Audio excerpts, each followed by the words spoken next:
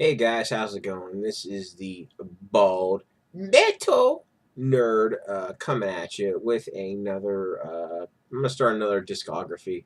Now I know in the last video I did about Skid Row, I gave some clues as to the identity of the next band I'd be talking about, and it probably took anyone all of 5 seconds to figure it out. Now, and I, of course, am referring to Metallica. I wasn't sure how to handle Metallica's discography at first, since Kill 'Em All, ironically, is actually the last of the classic Metallica albums that I actually heard. I'd even heard the Black Album before Kill 'Em All, which I realize is the transitional album between their classic and latter eras. So I wasn't sure if I should go chronological or the order I heard their albums in, since there are personal stories for me for each of their classic albums. But I figure chronological is the more logical way to go about it. Plus, does the internet need more people talking about Metallica? Well, I figure since this is my channel and I can do whatever I want with it, I can't talk about my love for metal without talking about Metallica. It's Metallica is the reason that I love metal the way I do. Anyway, I first heard this album about 3 years after I'd gotten into Metallica and metal in general.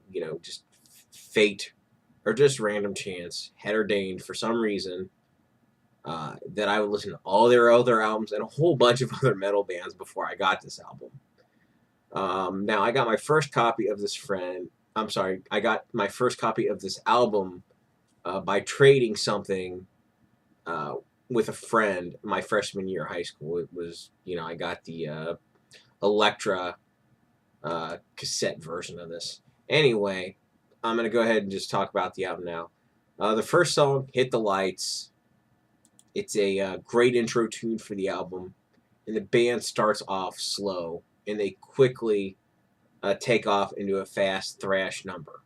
Um, Following up, you got the Four Horsemen. It's their first epic song. It's got a great rhythm section in this one with a variety of tempos. Now, as you may know, this song is a reworked version of a Dave Mustaine song called The Mechanics. And honestly, I feel the Four Horsemen is the better of the two. Following that, you've got Motor Breath, which is a very catchy, solid thrash number. After that, you've got Jump in the Fire. It's a great mid-paced song with a great rhythm section and groove.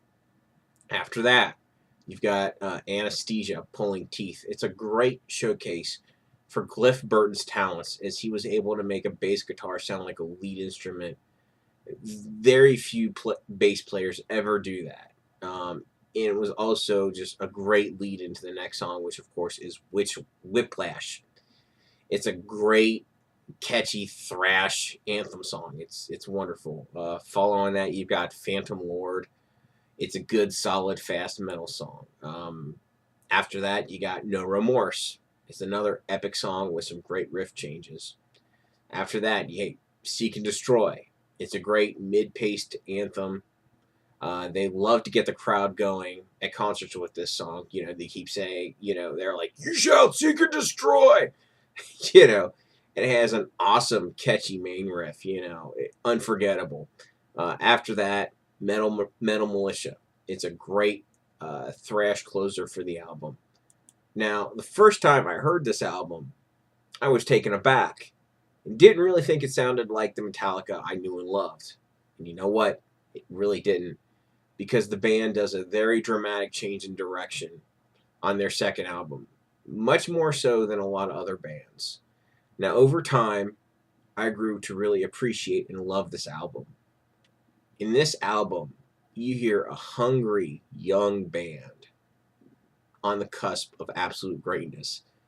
This album was a huge contribution to the burgeoning thrash metal scene in 1983. Now, most of the songs from this album had already been circulating in the underground prior to the album's debut due to the No Life to Leather demo. That had 7 of the final 10 songs that were on the album. The demo was really what broke Metallica on the national underground scene. It's somewhat ironic they got their start due to bootlegging of their demo, and then they later sued Napster, but that's a whole other video. Basically, the tape trading in the 80s was the equivalent of a young unsigned band getting a few million YouTube views and then getting noticed by a label or promoter. Um, I once did some tape trading with some folks on the internet. Again, remember, this was before Napster and file sharing exploded. Now, granted, with the ability to find any song anytime on the internet, um, tape trading is obsolete. But the social aspect of it was a ton of fun, and it's not quite the same as what we have now. Isn't quite as socially fun as what that was, at least in my opinion. But anyway, back to the review. It's a very aggressive, heavy debut.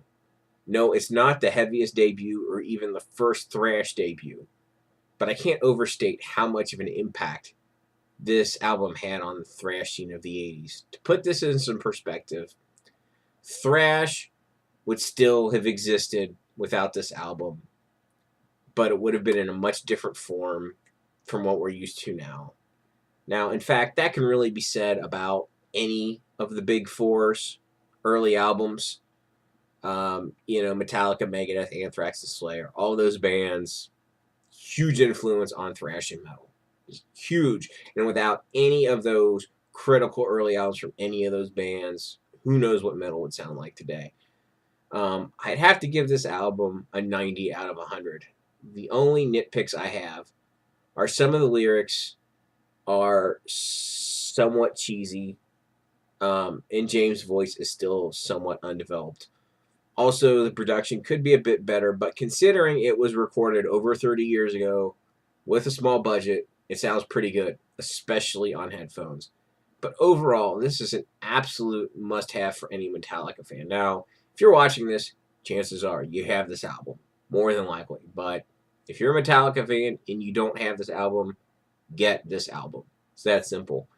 Now, on their next album, Ride the Lightning, I'll explain why that album is truly the start of the greatness that Metallica once had.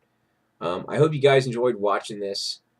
If you liked what you saw, please, share, comment, subscribe, all that fun stuff. Thanks for watching, and I'll see you guys next time.